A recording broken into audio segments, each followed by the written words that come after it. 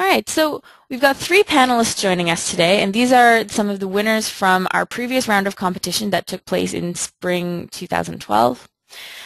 So first up will be Brooke, and she will be speaking about a sports-based employability training program called A Ganar. Secondly, we'll have James McKinney from the Hen Campaign project, and then we'll have Khalid from Glowork.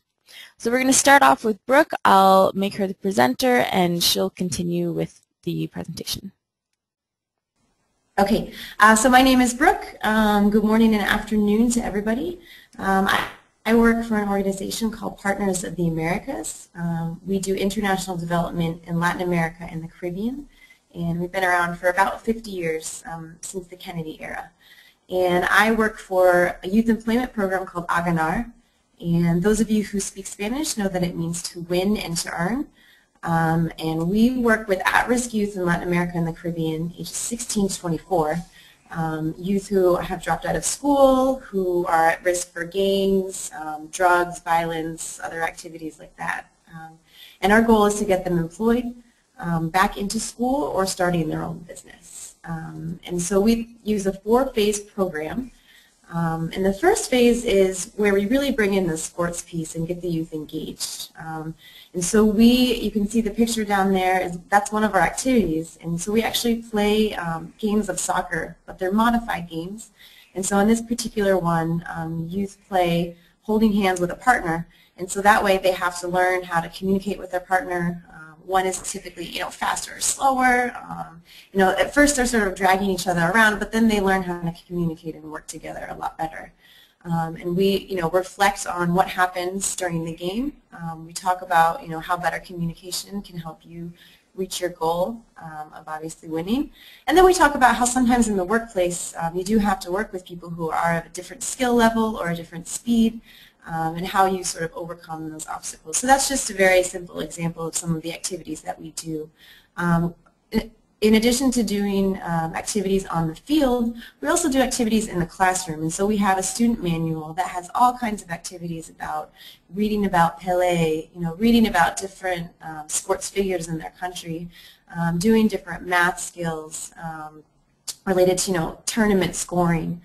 And so they're learning math and reading without really knowing that they're learning about vocabulary and different mathematical formulas. And so that's phase one, and that really builds their employability skills, and it's sort of a more holistic approach to their learning.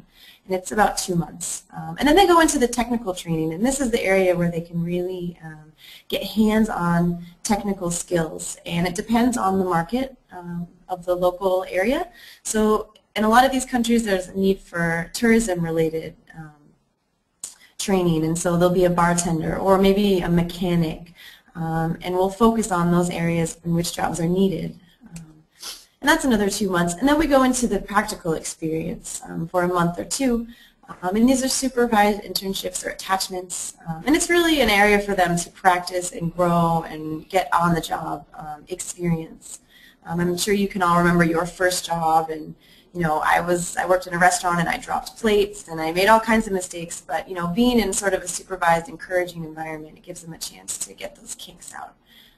And throughout these 3 phases, they're connected with a mentor, someone from the local business community or other type of mentor, and it just provides extra emotional support that a lot of these youth need. And then they're also engaged in a service learning project, and so most of us would see this as community service. Examples are working in an old folks home, or helping to paint a school, or planting a community garden. It's just an opportunity for them to give back to the community and sort of connect. Meanwhile, they're also doing entrepreneurship, and in some countries this is more important than others, where there's a more saturated job market or there just aren't the opportunities. Youth are encouraged to make the opportunities for themselves, and so they gain experience in entrepreneurship and starting their own business. And after they graduate, they go into the follow-on phase, and this is an opportunity for us to provide continued career support. The ideal situation is that they are contracted or they're able to continue working formally where they did their internship, but this doesn't always happen, and so the Alumni Association or the follow-on is a place where they can come and get extra career support, speak with additional mentors, form groups, and really get the extra support that they need in order to reach those goals. And so that's our program. It's about 8 to 9 months. And again, the main goals are to get these youth employed, back to school, or starting their own business. And so, looking at sort of how we manage our resources, we'll go to our A Ganar playbook. And some of our keys to success, which I wrote about in the Smart Note, the first is non-traditional teaching techniques. We really believe that the sport is a crucial piece, and it's not a sports program, but sports is the educational tool that we use to engage youth. A lot of these youth come from backgrounds where they didn't really do well in school. They're not the type who can just sit there and memorize a lot of information, but they learn really well in hands-on environments. So we feel like this teaching technique works for them very well. We try to build really mutually beneficial relationships with the private sector. And so we see the private sector not as just giving, money to charity, but it really it helps their bottom line because they're able to draw from a pool of really well-trained, youth who show up on time, who know how to communicate, who are respectful. And that's not something that you can always find. And so we feel like there needs to be sort of a mutually beneficial aspect there. And the third key to success is to sort of extra pieces to the program or add-ons, but they're really integral to the learning and the holistic process of the program. So where we're headed, we're looking for more long-term partnerships with implementers on the ground. We subcontract to local organizations. Everything is run through local organizations. They are trained in our curriculum, and then we provide support. But instead of doing short-term, just one cycle subcontracts, we're really looking to increase sustainability and do longer-term partnerships. Cross-sector alliances, some of the private sector and public sector, the partners that we have are the most important, ministries of education, ministries of labor, different companies. Those are extremely important, so we're going to keep going with those. As I said, we work in about 15 countries in Latin America and the Caribbean. We're expanding a lot within Latin America and the Caribbean, but we're also looking to expand to other areas in the world. And with this expansion, there's always, tension to focus on quality control, and so that's one of our challenges, is to maintain quality while expanding. In order to do that, monitoring and evaluation is a really key piece for that. So that's sort of our future plans. And then talking about managing resources, sort of we say our main clients are the youth, the donor agencies, and the local businesses, and so there's that triangle in the resources. In terms of financial resources, we have a lot of major donor money from the Inter-American Development Bank, from USAID. We also have some from Liberty Mutual and the Nike Foundation. But since those are major donors, a lot of that money is restricted, and we're limited in sort of what we can do with it. So, that's one of our challenges. We're very blessed to have those resources, but we're also looking to sort of diversify where our money comes from. In terms of social capital, we're very dependent on different groups and stakeholders. We, Partners of the Americas, is founded on the principles of networks and connecting, and so we try to leverage those networks that we have in all of these local countries that we're working in. And then in terms of strategic partnerships, like I said before, some of our best partners are ministries of education. In St. Kitts, for example, we work in high schools with the Ministry of Education. We work with Ministry of Labor. For example, in Colombia, we've got a very good relationship with Honda, and we have a lot of private sector, similar relationships in other countries.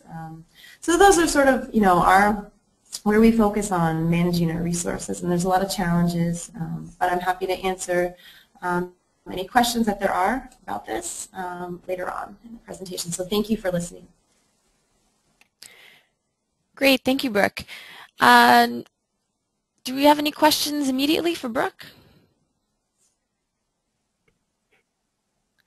I'm going to pass it on to James, who's our next panelist. Okay. I'm James Martin, the co-founder of One Hen Campaign project in rural Kenya. It's a project that I founded together with my 3 colleagues at the University of Nairobi. At One Hen Campaign project, what we do, we advance a microloan in form of an indigenous hen and a cage to each member in a village youth group. The hen and the cage acts as a platform for us to train them on agriculture and business. After the first hatching, one surrenders 2 chicks to the program for onward landing. As you can see a photo there, I'm at the midst. We have our rider and one of our field officers under the cage. I'm holding the hen. That's where we were headed for a sensitization meeting with members in our village youth groups. We sensitized them first, we trained them for 3 months, then we advanced them with the hen and the cage as alone. Together with the beneficiaries, we have managed to launch a SACCO, a savings and a credit cooperative society, where the members who have benefited from the One Hen Campaign project do micro savings and get credit to expand their chicken business and the other businesses, i.e. establishing kitchen gardens. We also do marketing for the beneficiaries, whereby we link them to the market to sell chicken and other produce that they get out of the hen business. Some of the lessons learned from our project, number one is that organizing the target members who are the youths into groups has managed to work for us because these groups, we get them registered with the government ministry, which is the Ministry of Social Services. That one enhances security. We assist the members in these youth groups to conduct asset mapping and needs assessment. This helps them to identify gaps in their villages and opportunities that they can invest in. Another lesson that we have learned out of this is we have collaborated with relevant ministries, i.e. the Ministry of Livestock Production, whereby they offer extension services to our members. Also the local administration through the provincial administration. As you can see, one of our photos there, we have one of the assistant chiefs in one of the sub-locations where we have our intervention. We support the project. And when we are doing our monitoring and evaluation, they do assist us to look for those members who might be naughty. Others can be given the hen and decided to slaughter, but with the presence of the area administrators, that one is covered. We have also noted through our project that while we would want to all the people to be involved in Frontline for Youth Empowerment project, the process, some of the youths in the groups that we work with become the barriers when these old people are in the front line for their project. So due to the experience that these old people have gained, we recognize them, and the youths want them to play the valuable role of being an advisor to them. Then also, as part of the lessons, we have a few challenges there. Outbreak of Newcastle disease, which is a killer disease for chicken. We have vaccination programs which we do in collaboration with the Ministry of Livestock Production. So vaccination assists a lot. It's done after every 3 months. Then on limited finances, we have managed to try and play around with it by involving volunteers in our project and the opening of satellite offices. So as I had noted earlier, that's one of the last function that we had on 30th of April, whereby we gave out 500 hens to about 30 village youth groups in our sub-location in Nyamira County here in Kenya. As you can see, the cages, the number of cages there, yeah, right, yeah. So the cages there surrounding. These are the members who are to benefit from that. So that's one of the, we do hold as a function, we invite the district commissioners and other provincial administration officers to officiate the exercise. So to this level, that's what I can say. Those are some of the achievements for the One Hen project that I can note.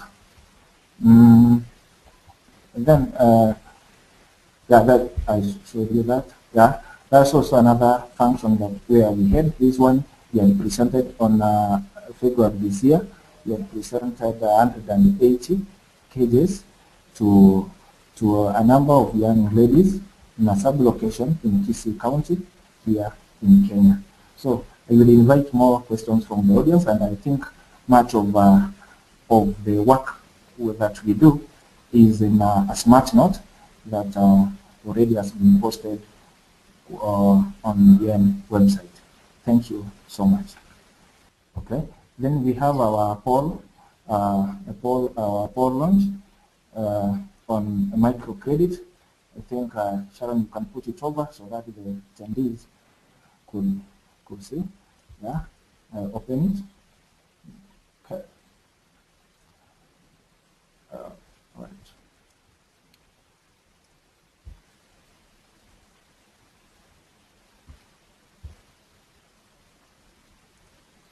All right, and I'm closing the poll.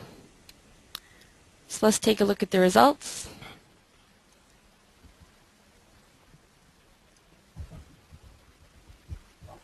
Seems like significant impact and some impact are the most popular answers. James? Yeah. So James, we have one question from the audience. I'll read it out. This is from Toyin, who I believe is in Nigeria. And his question is, what are the risk management practices put in place since only one hen is given? What strategy for hen mating, for chick production, hen death, and hen conflict management? Okay. Some of the, I hope I'm there. Yes? Yeah, some of the risk management measures that we have put in place, we have organized for a micro insurance cover with one of the insurance companies here in Kenya, Heritage Insurance, whereby the hens that we give out from our office to these farmers, we have a micro insurance cover for that. And since we give this one hen, we know that in at least a period of not less than 3 months since we give them, these hens start reproducing. So we also give them the cage whereby the chicks are managed against predators. And what do you do if someone doesn't take good care of their hen, or if they're not able to return the chicks after 6 months? If someone does not return the chicks after 6 months, because when we give them these hens, we give them as a group. The group guarantees one another. So each and every member of the group is like a keeper of the neighbor. So there are some cases that we have managed to get, whereby some members decided to slaughter the hen and make it food. So the group officials will always report to our office. We involve the local administrators, and this member is compelled to get one to replace that hen that he or she had slaughtered. But in case of theft and no one knew, if we replace that hen, the member is told to enhance care, and by that he or she should return 3 chicks instead of 1, because that is an act of carelessness. But mostly the challenge that we get is it's not so many members who get involved in maybe slaughtering or the issues of theft and on law cases, because those that we get, we ensure that the appropriate action is taken against them through the local administrators. Okay, thank you, James. So I'll pass it on now to Khalid, who is our last presenter. Hello, my name is Khaled Al-Qudair. I am the founder of Glowork, a movement and a project that was launched in Saudi Arabia last June 2011. Glowork started last year as a website, as a web portal to link female job seekers to employers in Saudi Arabia. There was a clear, after a lot of research and a number of focus groups conducted, there was a clear gap between our education sector and the labor market. And so what we did is we created a solution which was at first a website, which is a common practice done worldwide in assisting females, job seekers, to find their jobs through the website. Now the only difference is it is a website dedicated purely for women. As you can see from the statistics in the slide, you'll see that currently the workforce in the Kingdom of Saudi Arabia, 15% of it is purely only women currently, and 60% of females that have PhDs are jobless, or they're sitting at home or unemployed. And so these are very shocking statistics, and a movement or something had to be done. Now, when we first started off our services, we purely based it off as a website, where employers would sign up, they would post their jobs, and we would market these jobs through our viral networks, through social media, and through our connections with the universities that we have. And then we slowly started expanding our services to suit the rest of the kingdom. One other solution that we had is for SMEs in Saudi Arabia, where in Saudi, by law, there is something called a segregation policy, where companies have to have a separate office space for women. And that means if I am an SME, that means I have to pay extra money for rent, I have to pay extra for amenities. Also, by labor law, there is something called, you need to have a security guard outside the office for women. And so this is a huge cost for SMEs. So we looked at what's happening internationally, and we came up with this innovation tailored for Saudi Arabia market, where a virtual office monitoring tool is placed, where a lady could be working at home, and there is over 30 jobs that we've identified, from call center to transcribers to translators to PR, that they could be working from home, and they can be actively monitored from the office. So you can, for instance, a call center job, you can see the number of inbound, number of outbound calls, how long it takes for her to answer the call. You can limit the website she enters. It's a very, very innovative tool, and the cost of the tool is purely the same cost that is for the transportation allowance that is paid for these females. And so the SMEs, the innovation would help SMEs have a full call center solution, and help hire women from rural areas where there are no jobs available or business opportunities available. And also it helps those with special needs to be working at home. Especially there's a lot of organizations in Saudi that do not have facilities to accommodate those with special needs. Here's a sample of our website. Now we had we had to come up with something very trendy and very unique, tailored to our market. Saudi Arabia is the #1 country per GDP that uses social media, such as YouTube and Facebook. So we had to do, our marketing was all done virally. The challenges that we had and we faced, firstly, from a cultural standpoint, the whole concept of women working was not accepted at first. So we were taking a risk when we started this initiative. And when we started the initiative, we knew that we had to balance a number of other areas, such as creating it as a movement and not only just as a recruitment site. So we had to do a lot of innovative marketing tailored to the culture and try and change the behavior and people's perception in the kingdom. Segregation law was another key area of our barriers to work.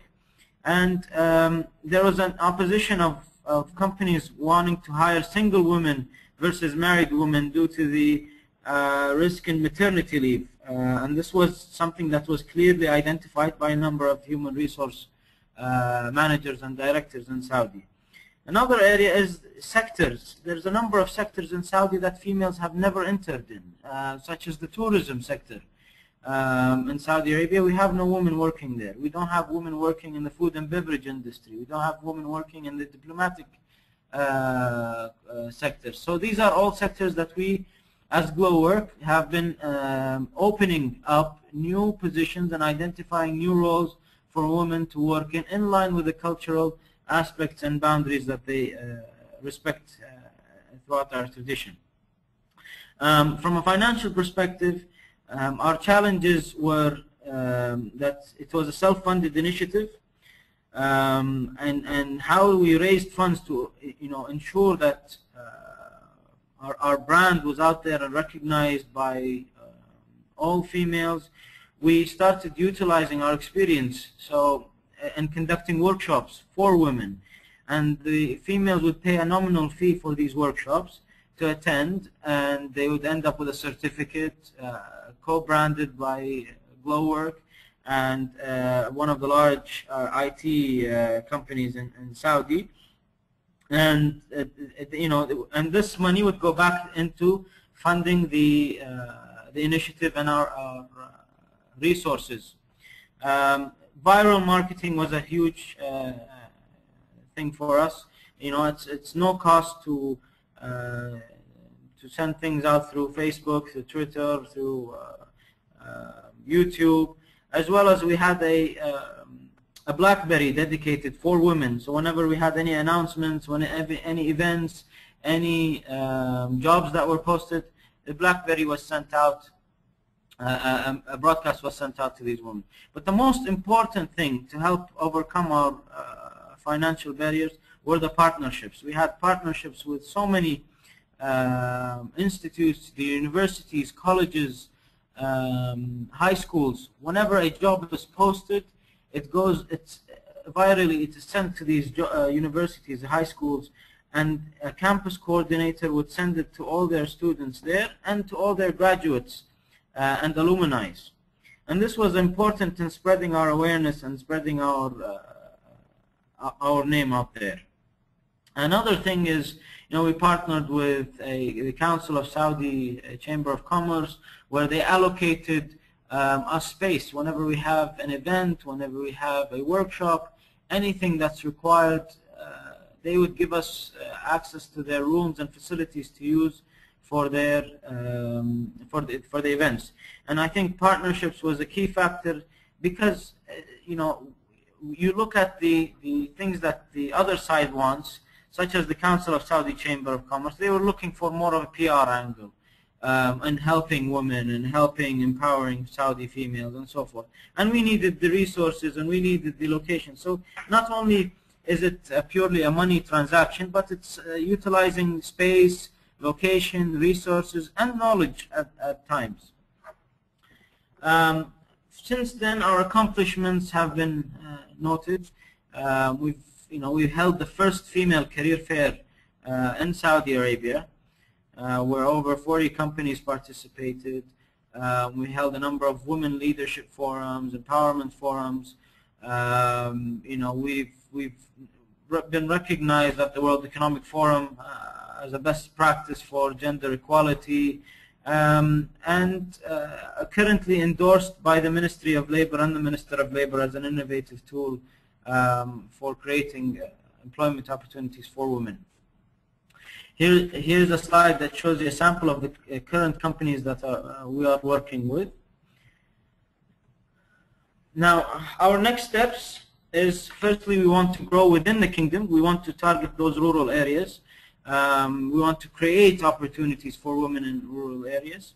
We are on the verge of signing a private-public partnership deal with the Ministry of Labor in Saudi Arabia, where Glowork will be compensated for every single hiree, and we will be compensated for their mentoring as well.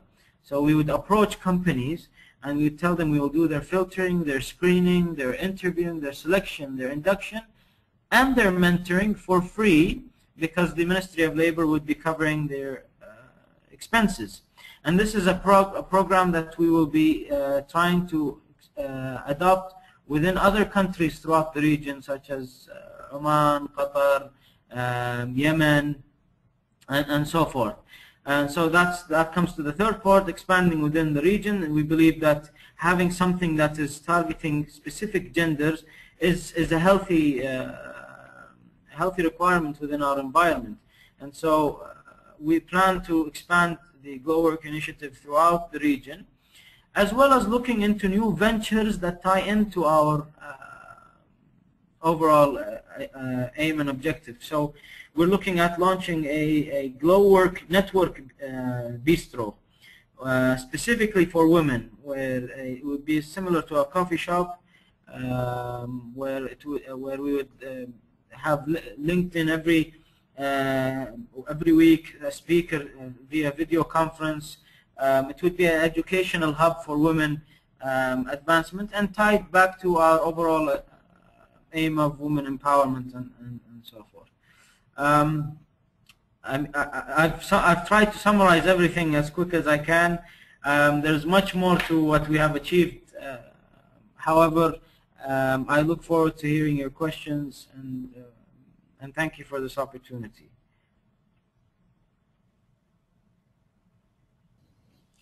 Wonderful. Thank you, Khalid.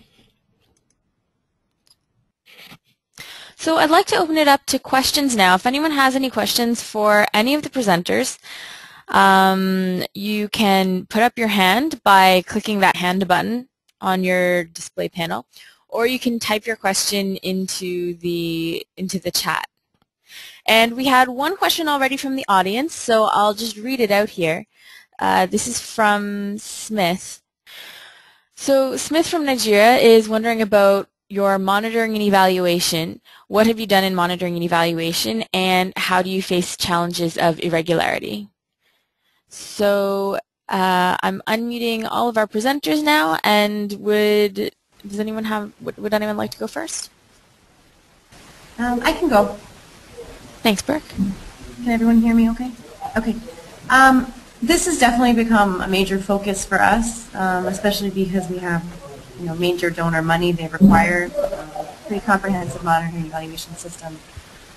So at the very basic level, we monitor our youth throughout the program. We keep track of whether they stay in the program, if they leave, why they drop out, that type of thing. But then afterwards, we also track them for at least a year to see if they're working in school or starting their own business, and we measure that every 3 months. And so that's sort of the basics of our monitoring and evaluation. But we also have a number of other tools that we've been encouraged to use by donors. We have a pretty extensive baseline survey where we collect information about their economic status, about their home life, about their families, all sorts of things.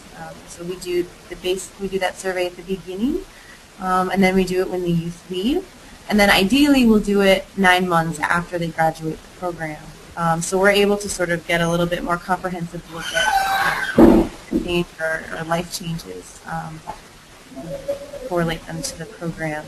In terms of evaluation, we're actually doing an extensive evaluation right now in Honduras, and we've just started it. But we're actually using a control group along with our intervention group with A Ganar to measure and see if there have been any changes in the youth, and try to bring that back to their participation in the A Ganar program.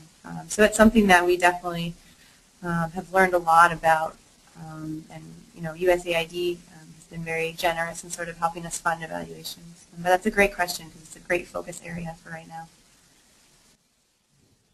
Thank you. James or Khalid, do either of you do monitoring and evaluation in your projects? Now, for One Hen Campaign project, our monitoring and evaluation mechanisms that we have put into place. So we operate on limited resources. We do take advantage on monthly meetings of these groups that we have given hens. They do meet on monthly basis. We have also established an SMS-based system whereby these members whom we have given the hens through the group leaders, in case of any problems that they incur with the chicken, they do SMS our office, they get feedback, and our officers and a network of volunteers that we have in the field do respond immediately. And again, on the issue of monitoring, as I have noted earlier, because of limited resources, we do try to leverage on the existing structures, i.e. the provincial administration. We do work closely, as I have noted earlier in my presentation, with the assistant chiefs who are in charge at the village levels here in Kenya in terms of trying to monitor and seeing the progress of our project. For the last 6 months, we were a bit lucky because some of our village youth groups that we had given hens, we were a bit funded by USA through World Vision to carry out the monitoring and evaluation and come out with the successes and the failures on the One Hen Campaign project in our project that USF can. Yeah. Thanks, James. Kali, did you want to add to this question or no? Yes, I mean, we do a lot of evaluation. We have something called the quality assurance officer, where after any employer posts a job, we follow up with the employer on the number of interviews that are conducted, number of successful candidates that are interviewed, and after someone that, after a person that is hired, we take a testimonial from both the employer and the job seeker. And this way, because everything here in this part of the world, really, you need to build on success stories. And this is, monitoring and tracking, this is a very important and vital aspect of our business. And Kali, we do have one more question for you. One of the audience members is wondering why this project is, or if this project is always going to be just for women, and if you would consider expanding to include men.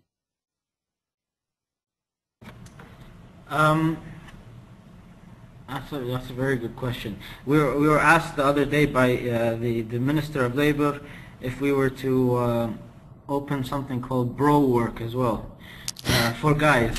The answer, to be honest, is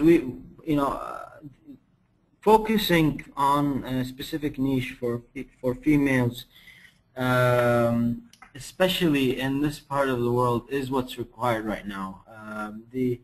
The unemployment rates are extensively high for women, educated women, and this probably, while having something like Glowork actually does help males and other places to find jobs.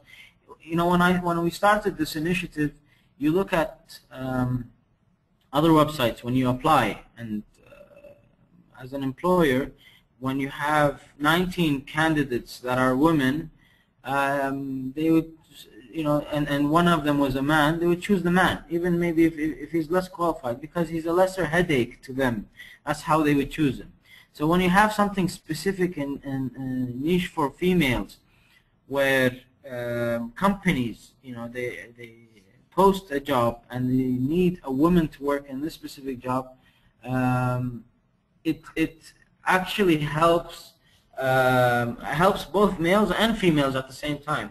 But who knows? After a couple of years, once this is launched throughout the region and it's working, then we could look at having something for guys once maybe the guys are all out of jobs. And one more question for you. Going forward, sorry, this is from Pam from the UK. Going forward, what new plans do you have for raising even more awareness of Glowork? We're looking at partnerships with a lot of NGOs and non-profit organizations. We are, we're targeting media heavily. We really did not go crazy in the press, but in the kingdom, in Saudi, we've already been on the front page of several newspapers around 18, 19 times this year. And it's only a matter of time until other countries in the region and throughout the world also start talking about this initiative by itself. Due to the fact that when we started it, we started it merely as a sustainable initiative, something that just covers its costs. And we had a dream in the back of our minds that one day a Ministry of Labor or government would like what we're doing and adopt the project and help promote it even further. And this is where we are right now. And so the whole cause and the whole idea, the story behind it, promotes itself eventually.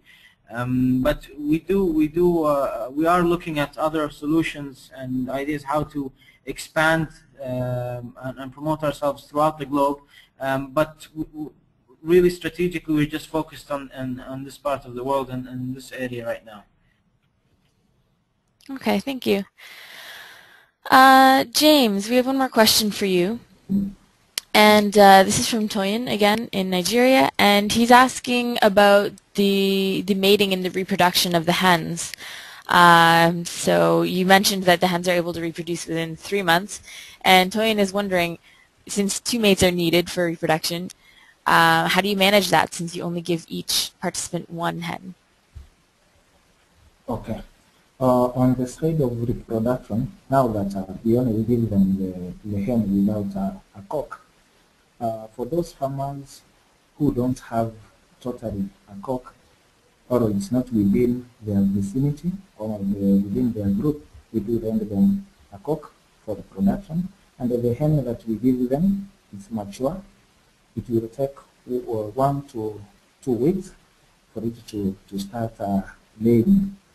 After it has laid, an indigenous hen averagely lays between 18 and 30 eggs. Then it goes brooding for 21 days, then it hatches. So we do train them the whole process of brooding. We train them on egg handling, and at the end of it all, after these 21 days, you can find that between 90 and 99% of the eggs are hatched. On average, if the hen went brooding with 15 eggs, you will find that on the lower side, it can hatch between 12 to 14 chicks. We do train the farmers on chicks management. The hen and the chicks are separated after 3 days. Immediately after these 3 days, we train them on how to keep the chicks warm and the kind of foods that they should give them.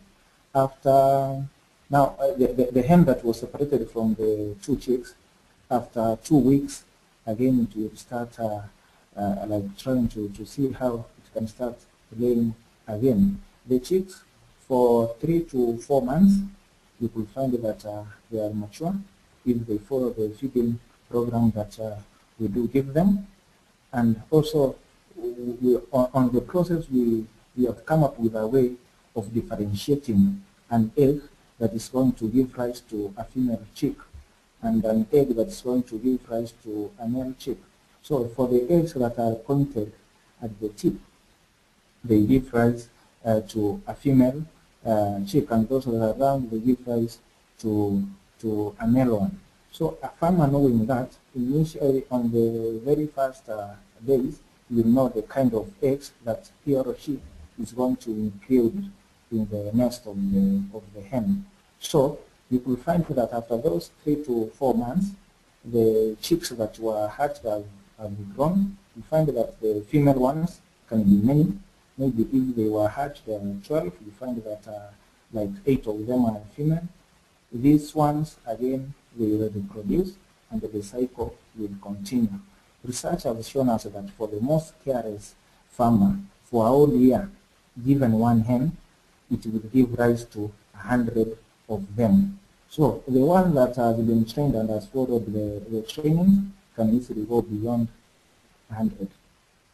I think that's how I can answer that. Great, thank you, James. So we're going to have to wrap up the question session now because I did want to briefly introduce the next round of the competition. So if there are any questions that haven't been answered yet, there were a few comments that we weren't able to get to, you can post them in the forum. I've started a new thread for What's Working, and you can post your comments in the forum and our presenters will make sure to answer your questions in the forum. So getting back to the competition, we are launching right now the What's Working competition. So if you go to the website, this is yenmarketplace.org, you'll see that we have, so this is our home page, and the one you want to go to is What's Working, and that's under Resources. Once you go to that page, you'll see here there's a description of the competition. We don't have any competition entries yet because we just launched it right now. And what you can do to find out more details is look at the submission guidelines here, and this is how you can enter by clicking on Enter Now. If you're interested in learning more about the past competition winners, you can click here on the past competitions. Each one of them has written a smart note, which you've heard them refer to already. And this is a short article talking about the most important lessons learned from their project. So just by clicking on the title here, you go to this smart note.